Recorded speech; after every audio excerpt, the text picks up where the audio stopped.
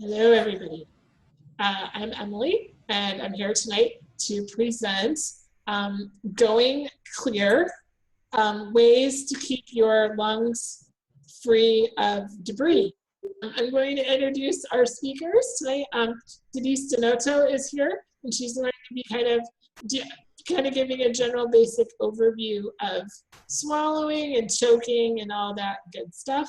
And then Nurse is going to talk about some fun therapeutic techniques, and one that was actually developed in Australia, where she's from.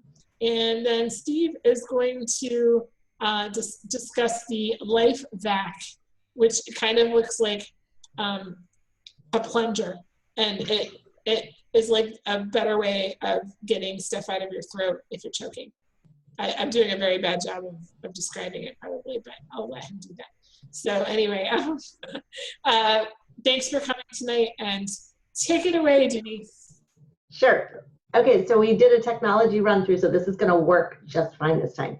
And I'm going to share my screen, which means I won't be able to see you, but if you need me to stop, say my name, because I will be able to hear you, I hope, unless you're all muted. I'm not sure.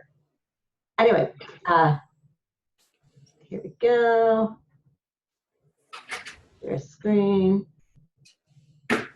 Yeah. And hopefully now, oh, come on. You're seeing the presentation? Somebody nod.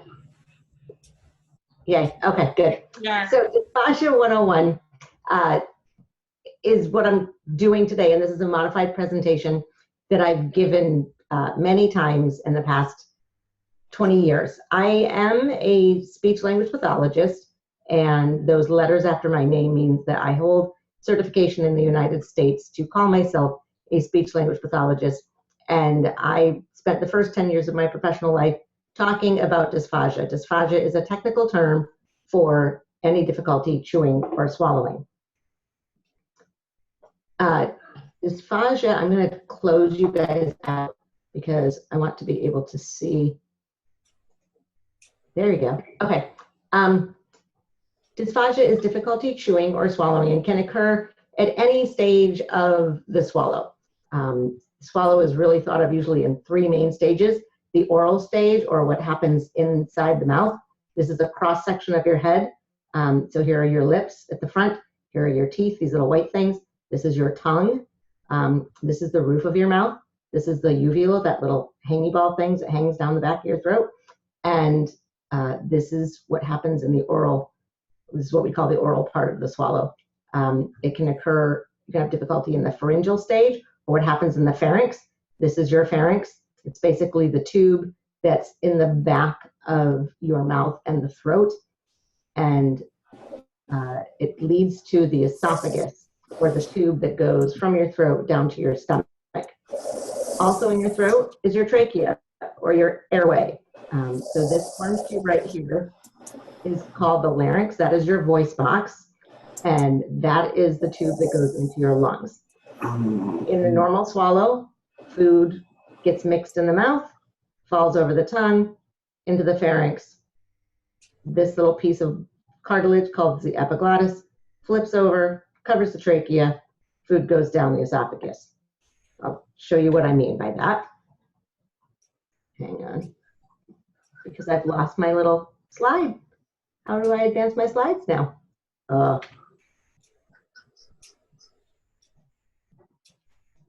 There we go. Okay, sorry. In the oral stage of the swallow, which is the first stage of the swallow, we break down food and liquid using our teeth and our tongue. We mix the food with saliva to form a ball or a bolus, and then we move that bolus from the front of our mouth to the back of our mouth. Once the food or bolus falls over the base of tongue into the pharynx, it's in the pharyngeal stage. This is where things get really exciting. When the epiglottis inverts, the esophagus opens up, and the bolus is squeezed into the esophagus and leaves the pharynx. It's more exciting if you see what this looks like in real life. This is a video of a normal swallow. So you'll see this person eating and drinking food that's been coated with barium. Sometimes you might have heard about a modified barium swallow or a video fluoroscopy. And this is what a normal swallow looks like under that. So this is an x-ray of a person. You can see that here is their neck. This is the cervical vertebrae. This is their mouth. You can see their teeth right here. This is their jawbone. Not very well seen, but this right here is their epiglottis. This is their airway, this area right here. And this right here is your esophagus, which is going to go down into the stomach. So this is a normal swallow. You'll see that something, maybe pudding, is being introduced into the mouth, and they just swallowed. Did you see it happen? It was quick. They're going to do it again with liquid. You can see the esophagus is opening up, and the liquid is going down the esophagus as the airway is closed, because the epiglottis right up here is flipping over to cover the airway as the person swallows. So this is normal. This is what normal swallowing looks like right there. Hang on. I'm going to back up just 1 second. This is what in an abnormal swallow we would call pooling. You can see that the bolus has started to hit the epiglottis. The epiglottis is going to now invert and cover the trachea, this big wide tube right here, and the food is going to go down the esophagus, which is this tube right here. In an abnormal swallow, if I saw this just hanging out here in the throat, I would be very concerned. But you can see he clears it, no problem right away. This is what the swallow looks like from the front, and you can see it going right down the tube when they swallow, and you can see it goes all the way down into the stomach, bypassing the lungs. What can go wrong? Well, you can have problems at any stage of a person's swallow.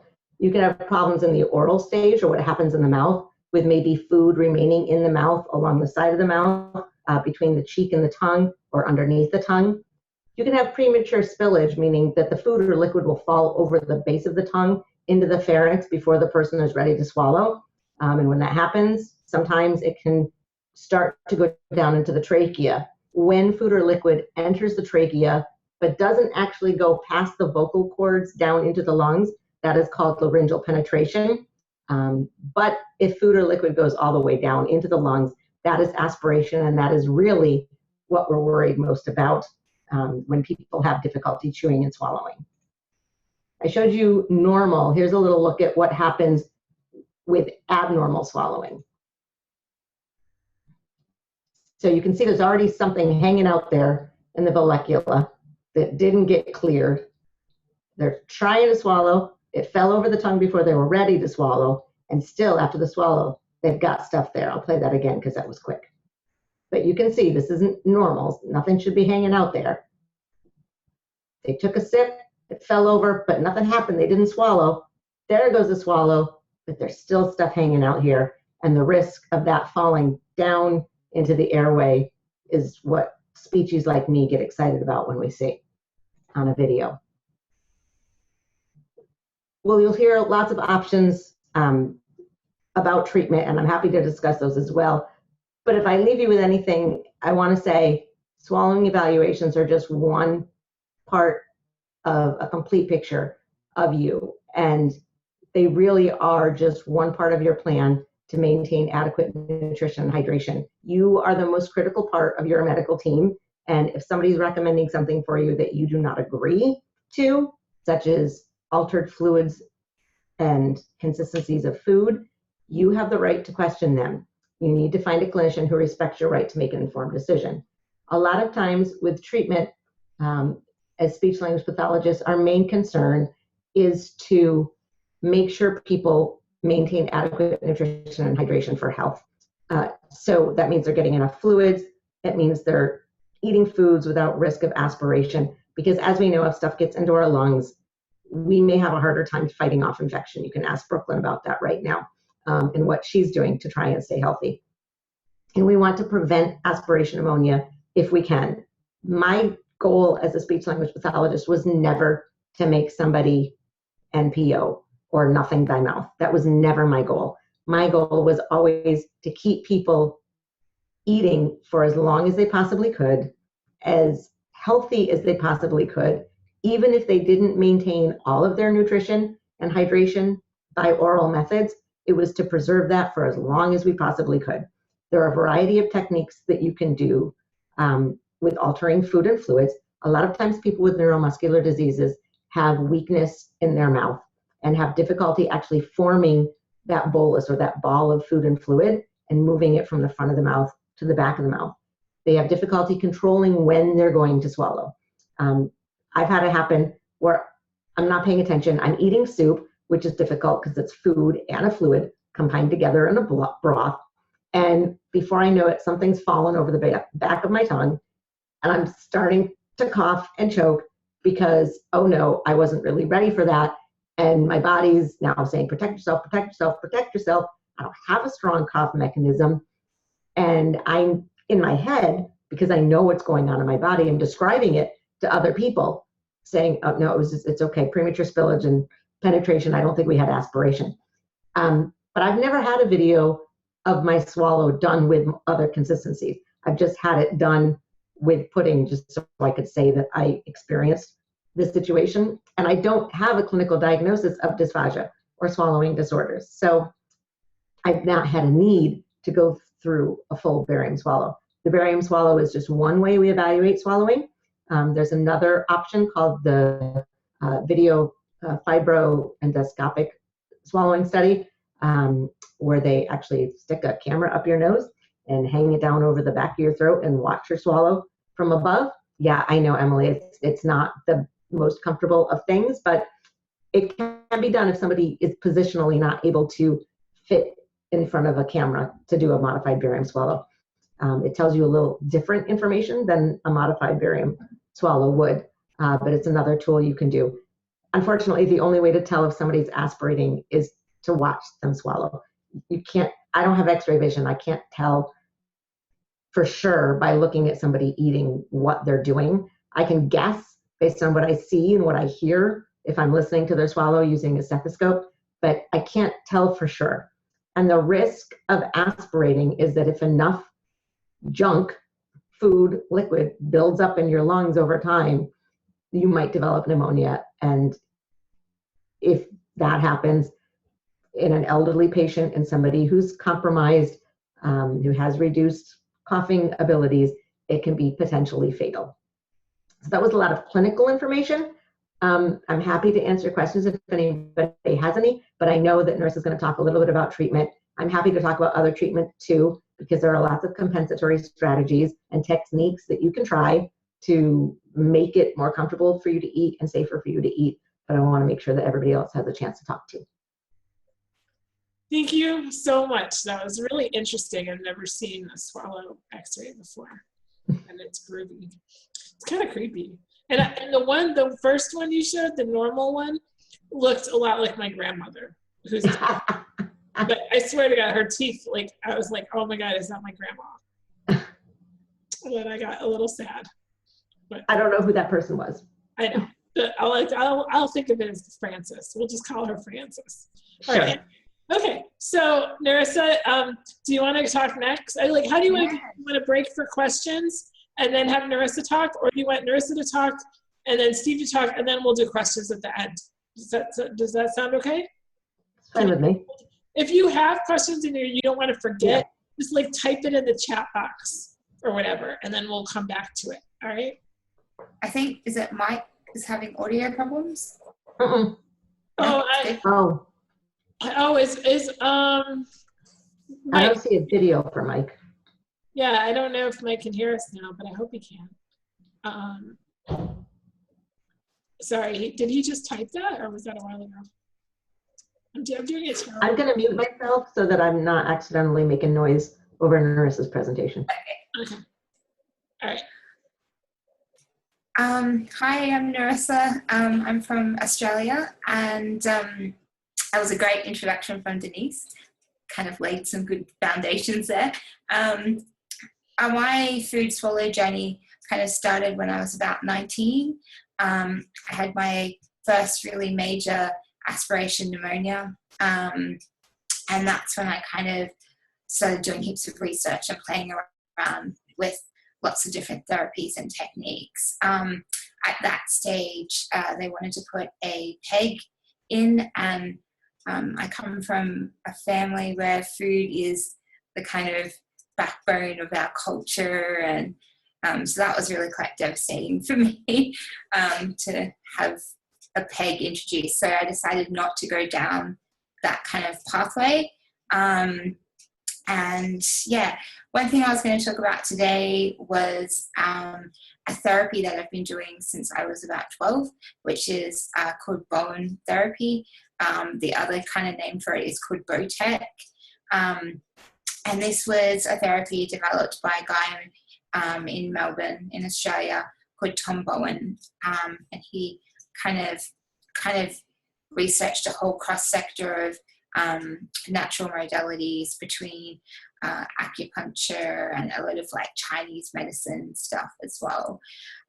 So basically, Bowen, it works on the nervous system, and it's performed by a therapist, and it kind of feels like a massage, but it's kind of more at a specific location with the muscles or the tendons, ligaments, nerves, etc. And it allows the body to kind of respond in its own time.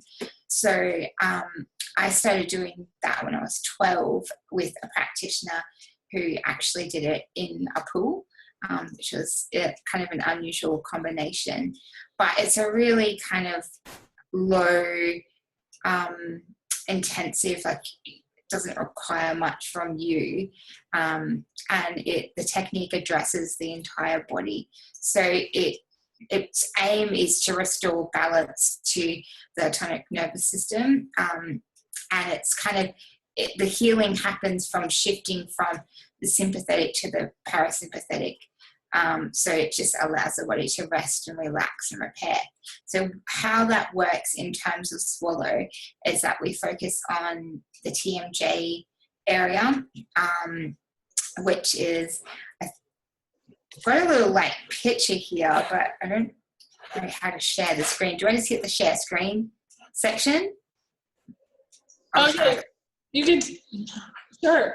I also have my beautiful handy hand that I can point to the area.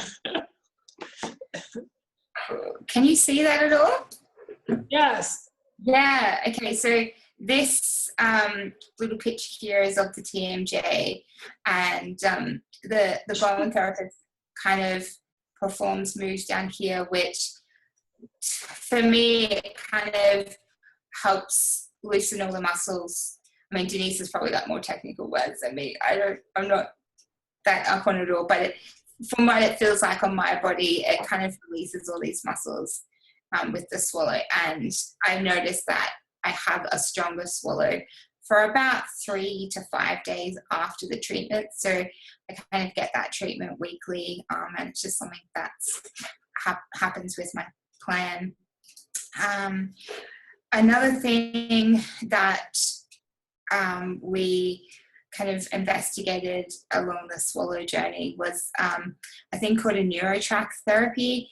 It's like a digital tensor. Are you familiar with that, Denise? Yeah, you're nodding.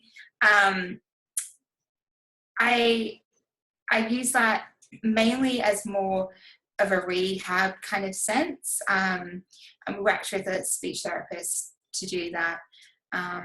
But I don't really use that anymore because I found that the drop after I stopped using it was too great. So they kind of couldn't get a nice even balance with the swallow. It was something that I really had to do every day.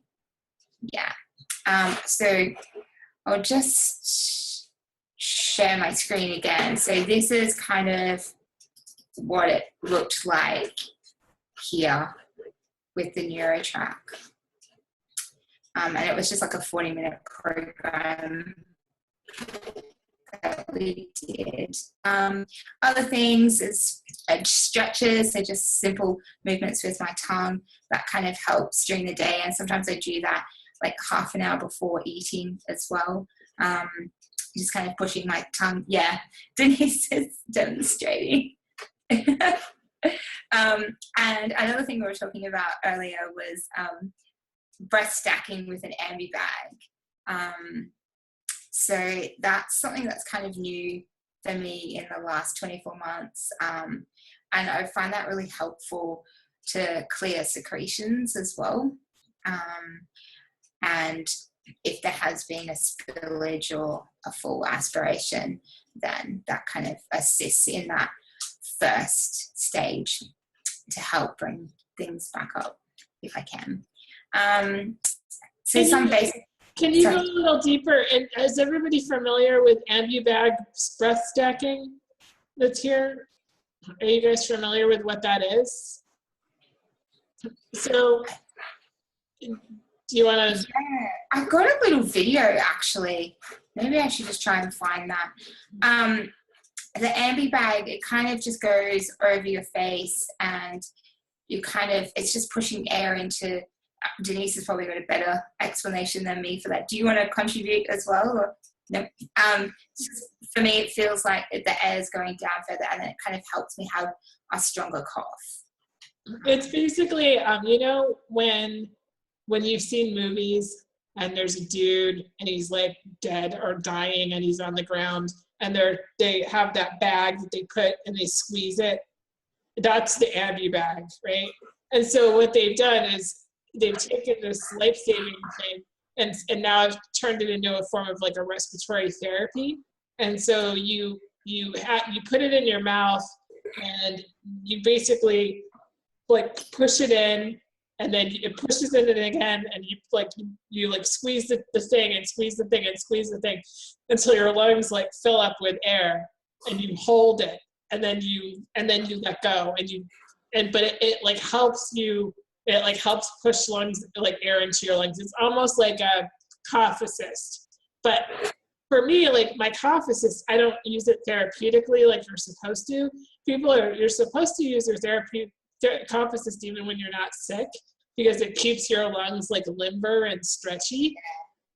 So, and for me, my cough assist is like a dinosaur, and I have to like pull it out. There's all these tubes, and it's just a big pain in the ass. And so the AmbuBag does essentially the same thing, and it's smaller and it's manual, so you can have it like anywhere. You don't have to like plug it in. Really cost effective. Right, it's very cost effective. Yeah. It's the same thing, and it's basically, you know, you can have, if somebody's willing, they can breath stack you a few times a day and keep your lungs like limber and stuff like that.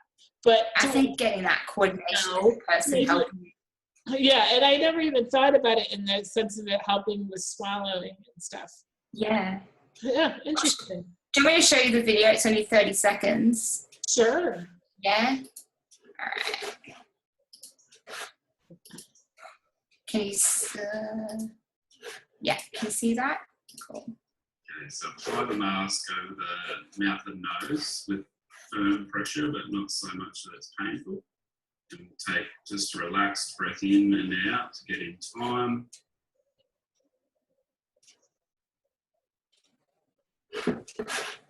Sorry. I was like, oh. And this breath in and squeeze the bag. Hold your breath. And big breath in and squeeze the bag. Hold your breath. And big breath in and squeeze. Take the bag away and cough. Yeah, so the second cough was a lot stronger.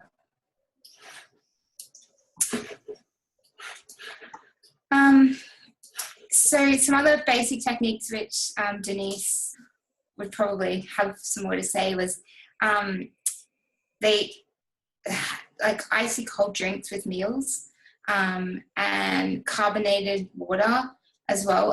I started off with icy cold, and now I'm just like the swallows deteriorated a little bit more. So I'm just starting to introduce carbonated water as well. Can I interrupt you? Yeah.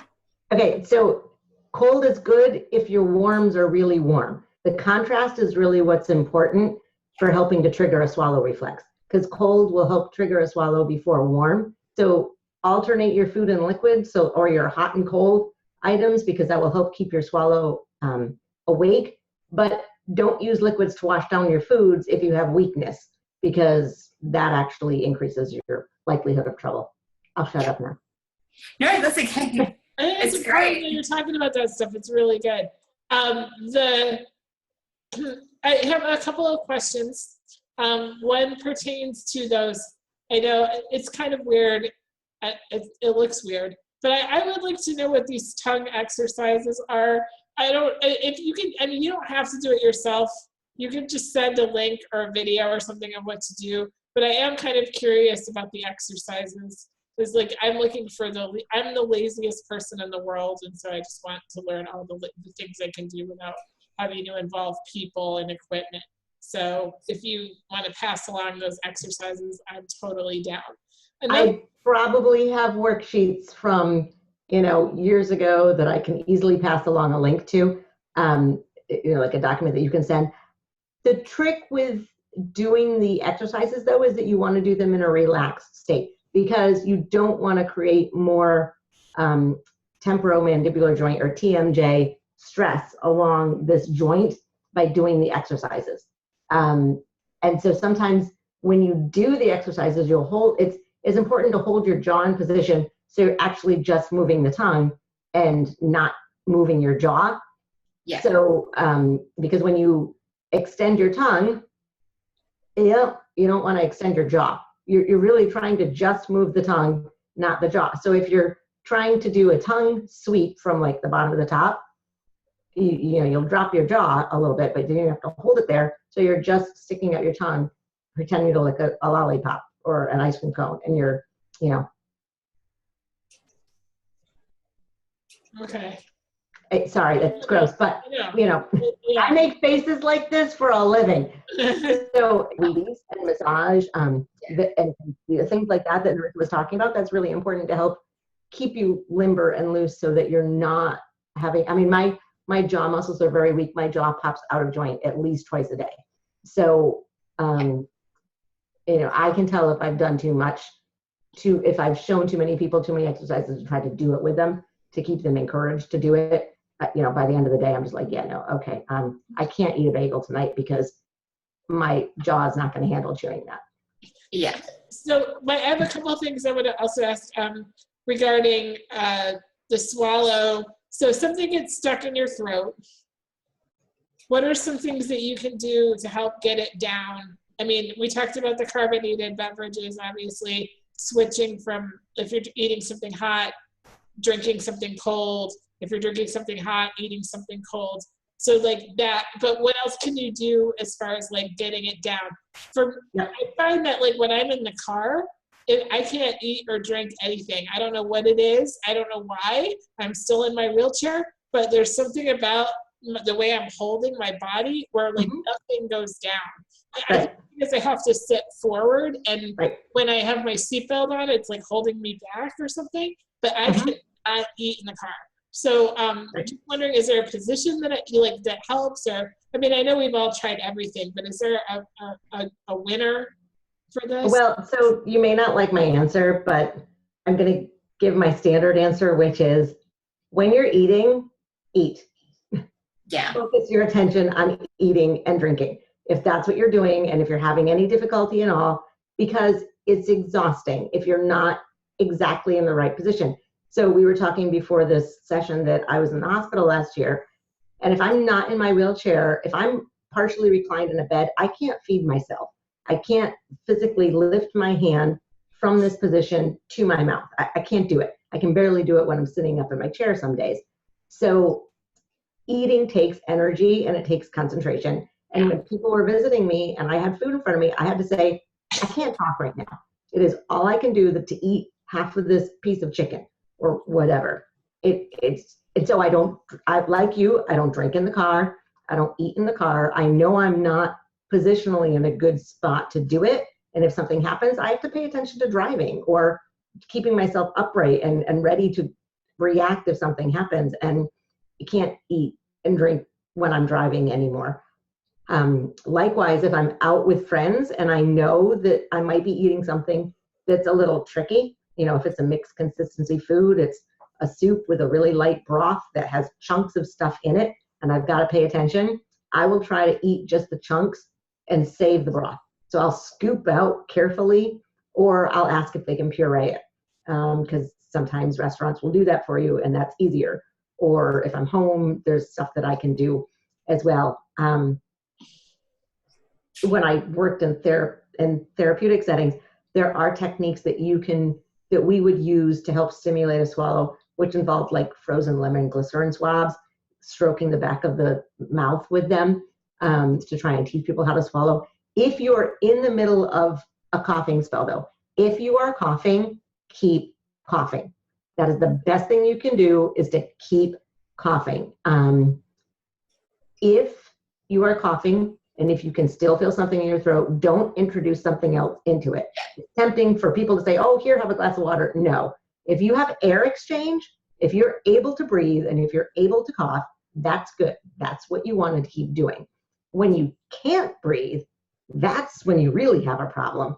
That's what Steve Way comes in. Right. I was going to say, that's what Steve's going to talk about. What a wonderful segue. Yes, but if you can breathe, keep breathing and wait until you're calm again before you try and take a drink or you try and eat something.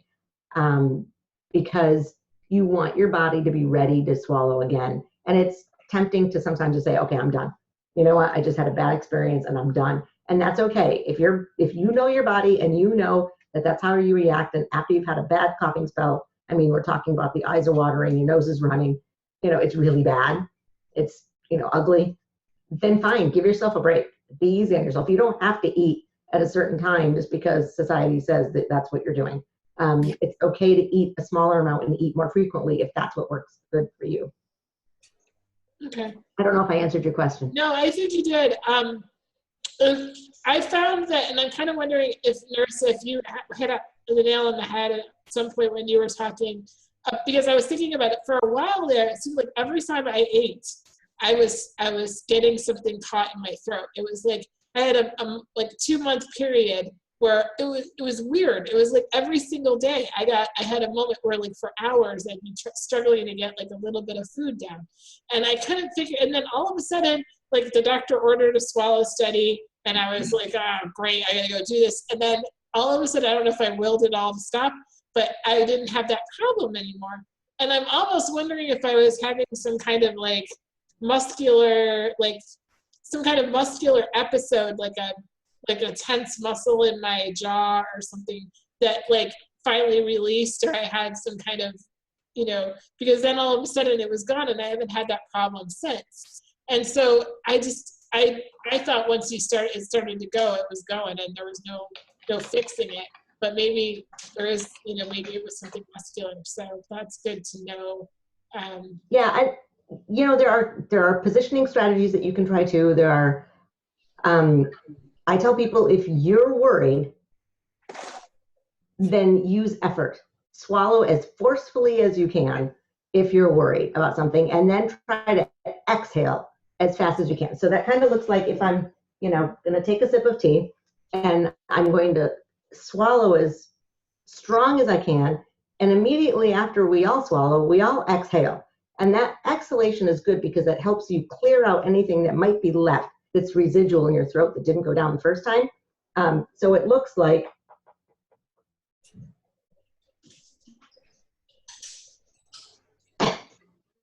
where I put as much effort as I can into swallowing, and then I cough a little bit afterwards, and then that cough just blows out anything that might be stuck there still.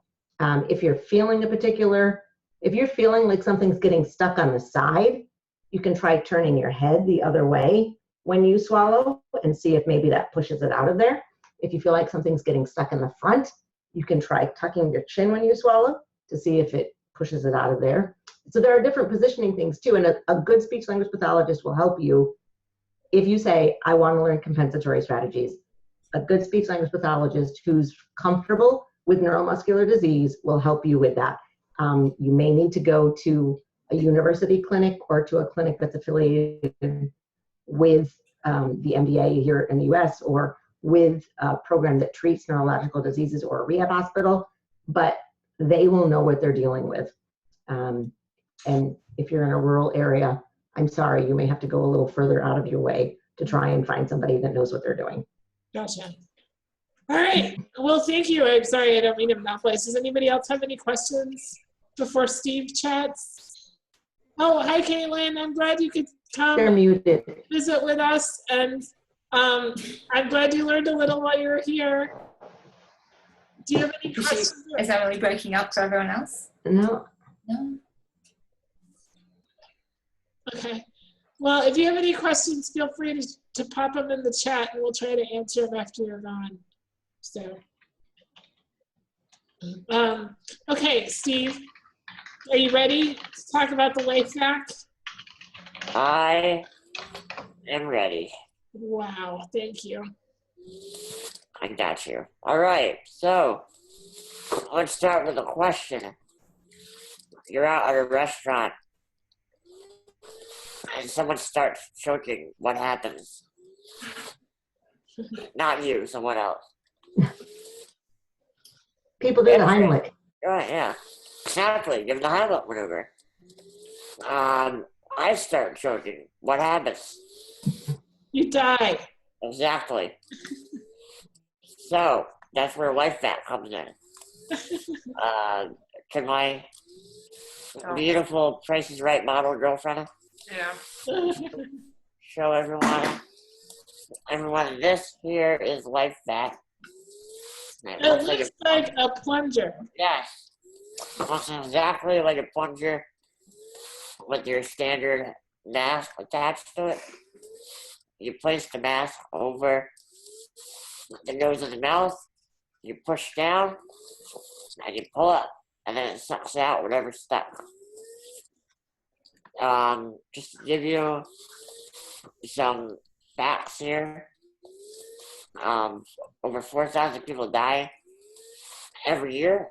A child dies every 5 days from choking, and it leads to over 100,000 visits to the emergency room.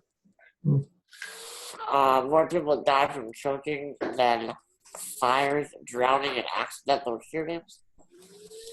Of all choking deaths in the year 2000, 41% was caused by food, and 59% was non-food items. So don't be putting stuff in your mouth. Here's a question really quick. I believe I heard that this is the #1 cause of death for people with neuromuscular disease. Yep. Have you also heard that statistic? Yeah, and is one of the top causes of death in children and people over the age of 65. So LifeVac is the only thing of its kind that's out there that will help people who cannot be saved with the Heimlich maneuver. And the way it works is, Victoria, can you please hold it up again? With the mask in the camera. If you just turn it, tilt it a little bit.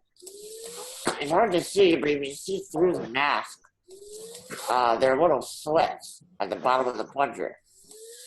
And when you push down, that's where the air comes out of, not through the mask. So when you push down, you're not forcing air through the victim's mouth. Yeah, you know it. But when you push down, that's what creates. Oh, crap. My internet. Okay. There are 2 versions of LifeVac. There's one for home, and there's a police, fire, EMS version. Each one of them comes with 2 different sized masks, adult and pediatric. You don't need insurance, you don't need a prescription. You just go online and buy it. I imagine that it is tax deductible because it is a medical expense. Mm-hmm. It is FDA certified. How much is it? It is $69.95. Ooh, that's a steal. This is like an infomercial. Yeah, right? A couple months ago, I was named the official spokesperson. So I'm Have you trying to ever work on used that. it? Have you ever had to use it? No, I don't want to. Now, here's a question though. And like, I mean, you know, we're all here.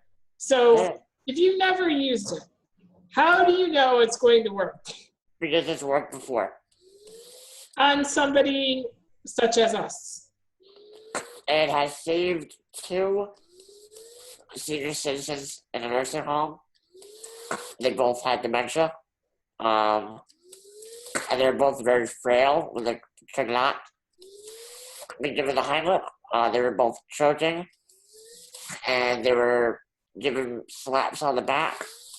That didn't work. They pulled out LifeVac, and the first time, food came out. Would you, does it, okay, would you use it for instance, like, and maybe I'm crazy, would you use it like if you had a piece of food stuck in your throat and it was just really annoying? As your absolute 100% completely last resort, yeah. Okay. The worst thing that happens is that it sucks out snot from your nose. Yeah. So bad. It only pulls out about less than 300 milliliters of air, so it won't, deflate your lung, it won't collapse it, anything like that. Do you have to be in a certain position when you use it? Nope. Like, Nope. As long as you can get a seal of the mask around your nose and your mouth, you're fine. all right. I would imagine if you're sitting up, it would be easier to have 2 people. Have one person hold your head, and then the other person hold your device. Obviously, it would be easier if you're lying down. But yeah, any position. Okay. Yeah, if anybody else has any questions. Yeah. Questions? Do you know, like any nursing home? I mean, you mentioned the nursing home that had used this. Do you know of any push to have these placed in nursing homes or rehab facilities? Or That's what we're doing right now. We're just trying to spread the word as much as we can. The creator of LifeVac lives in Long Island, so there are a lot of senior centers. There are a lot of disability centers that have it. A lot of police stations, firehouses, and ambulance stations are starting to have it. I make the argument that a lot of places now have defibrillators, so why can't they have this? It's cheap, it's small, it's easy to use, and there's no reason why you can't have it. Do you think it would help with a cough, like an ordinary cough, or like a mucus plug? No, because it doesn't push any air in. I mean, if you're, I think maybe if you're able to get a big enough breath, then maybe, but I think it might be difficult to synchronize your cough with the pull. I mean, maybe you just discovered another use for it. Does that mean I yeah, get royalties? No. Yeah. I mean, the CEO and creator invented this because he was just watching TV one night and he heard a story of a young child who choked on a grape. And he was just too small to be given the Heimlich maneuver. And he thought, I don't want that to happen to my daughter. So he spent 2 years inventing this. And then when he finished it, he thought, there is a large population of people out there who need this, and it's their only option when choking. So yeah, we're just trying as hard as we can to get the word out there. Because like I said, it's the only one of its kind, but no one really knows about it. It's interesting. Yeah. All right, questions? Yeah, what do you got? Liz, you look like you have a question. I do. So Steve, you mentioned that there are two different kinds. I guess for the first responders, is there a difference? And which one would we go for, or what's the biggest difference? The only difference is the packaging. Oh. The EMS version comes in a Ziploc bag. It's not like a Ziploc bag, but it's like a Ziploc bag. And the home version comes in a tube for easy storage. Oh, good. Yeah. And I have three. I have one right on my dresser where I eat. And then I have one right next to my bed. And I know people who carry one with them wherever they go, which I should probably start doing. But yeah, I can't do this myself, so if you want to contact, your local police and ambulance stations and tell them about it, we could probably give them a discount. Because that's what we try to do for the first responders. And there is a training video online.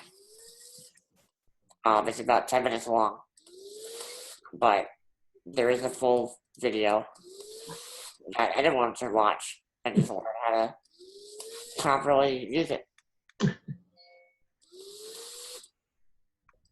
Yeah, anybody else? Yeah, anybody else have any questions? If you don't want to talk on that camera, you can type your questions as well. Yeah, or if you want to message me on Facebook too. I mean, I think this is a really informative presentation. I'm really happy. I've learned a lot. I'm definitely going to get a LifeVac. So when you use a LifeVac, here, I'm going to put the website in the chat. And if you do use one, use the code SW1. Steve Way 1. SW1. What's your royalty check going to be? $10 per device. Wow. Looks like Steve's going to make some money tonight. Yeah, right. Getting off that Social Security. Gonna make that money. To Australia? What? Do you ship to Australia?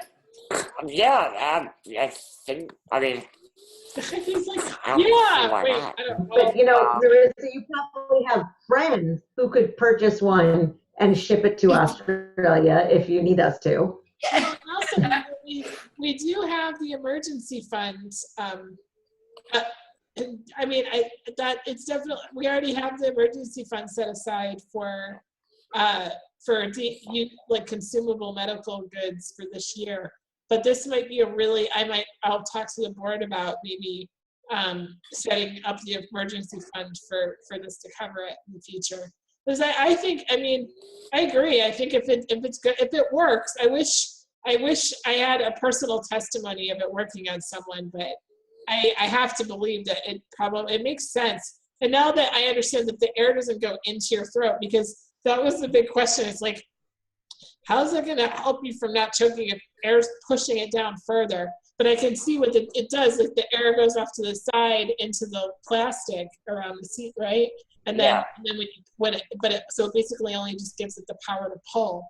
So that's and there is a video online of it being demonstrated on a dummy with a ping pong ball in its mouth.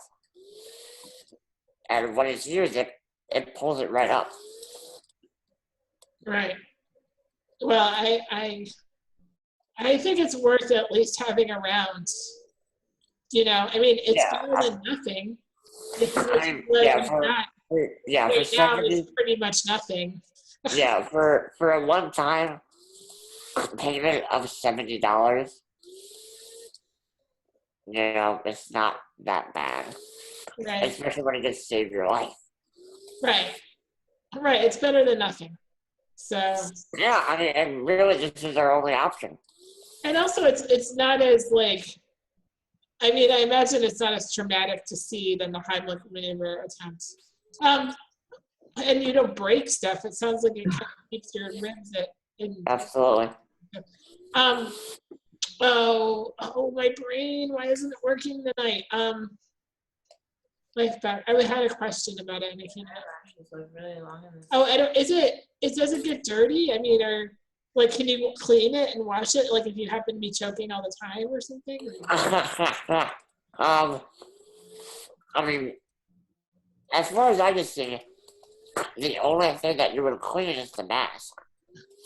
And Right. you would do that just with any other medical mask, you know, just have an alcohol wipe and do like that. Right. Okay. That sounds good. Yeah, and you know, if you know, there is if for some reason you can't get one online, just let me know, and I will personally make sure that you know we ship one out to you. We'll get it. We'll figure out a way to get it to Yeah, you. absolutely.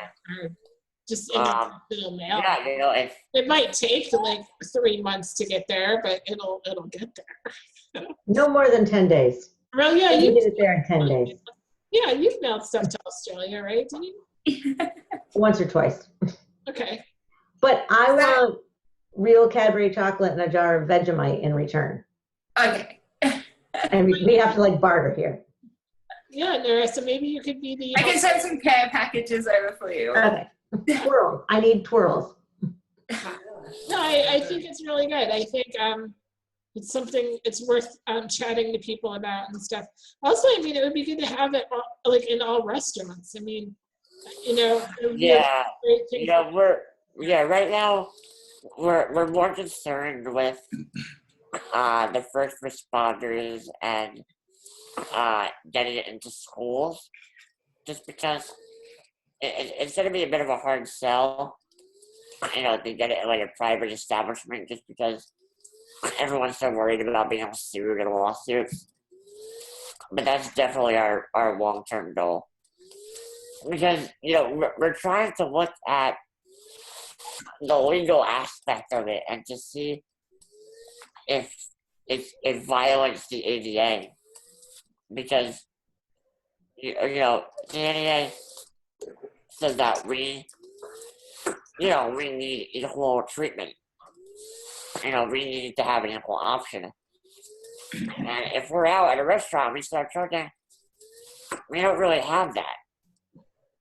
So, you know, we're trying to see if there is a way we can force private establishments to get one. Well, I think that the more that users use it or have, you know, if they rent, I think as soon as you get that first person with NMD that's saved from it, I think it's gonna, you know, that'll be Definitely. the sad part is the person's gonna have to choke on something first, but you know, nobody really wants to volunteer to be the person. Yeah, who's going to take over the team? I can help set it up in a controlled environment if you need me to. All right. But yeah, no, I nominate you as tribute. Hey Steve, is that web address correct? Is it .net instead of .com? Yeah, it's .net. wait, what? Is it lifevac.net? Yes. Why is it .net? I don't know. Oh, that's I didn't set it up. Oh. Wait, why did I put .com? Yeah. I thought I put .net. Uh-oh. Whatever. It's .net. Okay. I gotta make this Well, right. I think that's a natural reaction. That's why I'm kind of surprised it's .net. They must have had .com already taken or something. which is a took I put .com again. God damn it. Can't use code SW1. There we go. Great. Now you won't die. Well, good. We don't want to die. No. We're working on stopping that. So. Yeah, that's LifeVac. Spread the word. Let everyone know. No, I really appreciate all of your input, you guys. This is really very good presentation. I usually am kind of a little bit hesitant to do stuff on medical advice because, I never want that moment where it's like, I went to your presentation and I listened to you and then I died and then, I got families suing me and stuff. So I'm just going to make a disclaimer that none of us are doctors and, we're all just normal people sharing information for just our own thoughts, and we could all just be crazy, and you don't believe us we're not saying believe us, we're just saying here's an idea that you might want to consider, but if you happen to die, it's not our fault.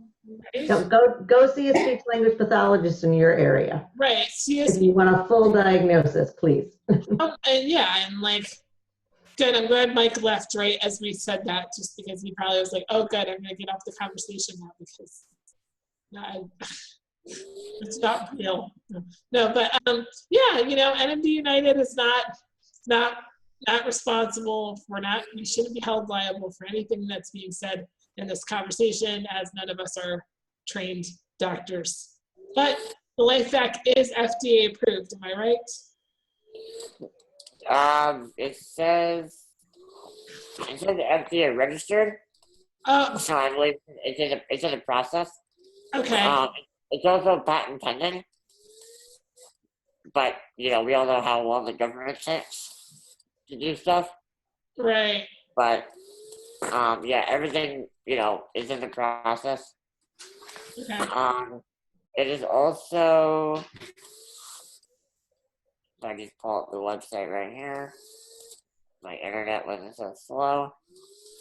FDA registered, MHRA registered, and Health Canada registered. Okay. So it's in the process here, Canada and Europe. All right. But like I said, we know it works. All right. Well, that's super. Yeah, so buy one and use that code so I can save up before my health insurance gets cut. I know, right? I know. But yeah, I'll do like a little ending. Thanks for coming, and I really appreciate all that you've done today, and I think we've learned a lot. And if you have any more questions, you know who to talk to. And I really appreciate it. I'm going to stop recording now.